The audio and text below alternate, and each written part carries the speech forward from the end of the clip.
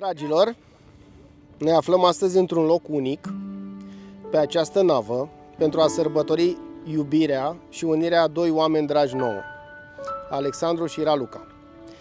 Mă bucur că am onoarea să oficiez această căsătorie. Pentru mine este o emoție dublă, probabil o să mă și bâlbâi puțin, pentru că nu sunt doar un oficiant, ci un prieten al vostru și viitorul vostru naș, împreună cu Roxana, Lorena și Vera. Știu că emoțiile sunt mari și de aceea vă rog să respirați o clipă și să vă priviți în ochi.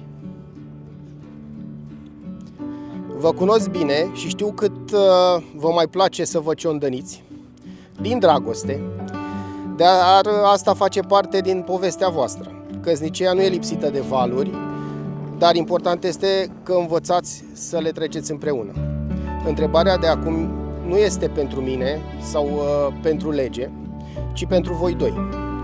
Vreți să mergeți înainte împreună știind că vor fi zile cu soare, vor fi zile cu furtuni, dar că veți rămâne unul lângă altul?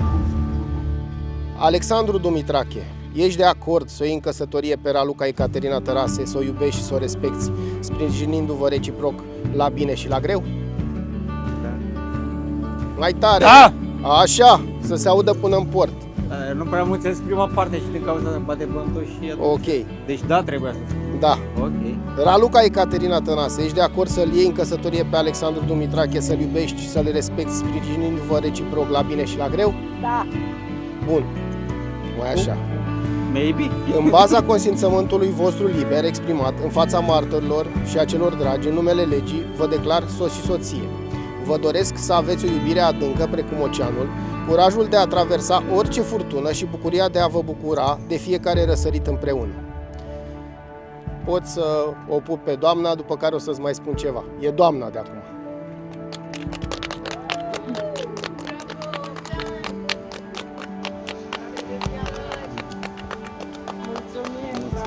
Dragilor, astăzi, pe această navă, ați spus cel mai important da din viața voastră. Nu a fost doar un răspuns la o întrebare, ci o alegere conștientă de a naviga împreună de acum înainte. Ca prieten al vostru și ca naș, vă spun din suflet, iubirea nu înseamnă să găsiți mereu ape liniștite, ci să știți să treceți împreună prin orice furtună. Și chiar dacă uneori valurile vă mai clatină, veți descoperi că ceea ce vă va ține pe linia de plutire nu este perfecțiunea, ci faptul că sunteți unul lângă altul. Dragilor, căsătoria este ca o navă. Dacă fiecare dintre voi vrea să fie capitan, se va lovi de stânci. Dacă niciunul dintre voi nu-și va dori să fie capitan, va pluti în derivă. Așa că vă ofer această șapcă de capitan vouă,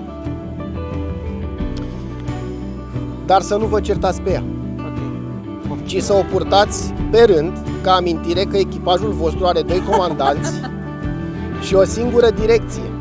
Deci doi comandanți și o singură direcție. Deci nu ne certăm pe Astăzi ați devenit echipaj pe viață, țineți cârma strâns, păstrați direcția și amintiți-vă mereu momentul acesta când iubirea voastră a primit binecuvântarea legii, a Domnului și a celor dragi. Vă doresc casă de piatră, iubire nesfârșită și vânt bun în pânze. Să trăiască Miri!